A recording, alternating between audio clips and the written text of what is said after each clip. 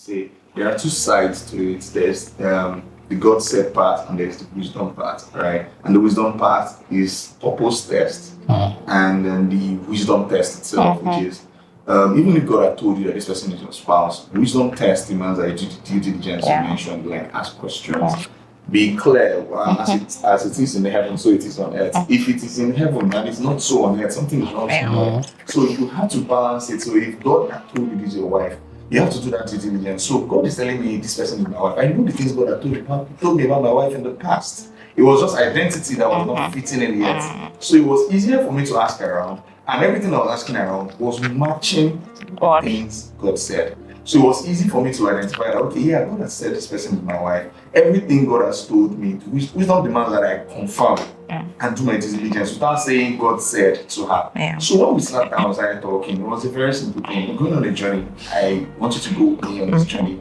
It's a purpose journey, and I told her everything God told me about my life and all that. In fact, as I time I was hosting, I got to one day under a loot tree at staff school.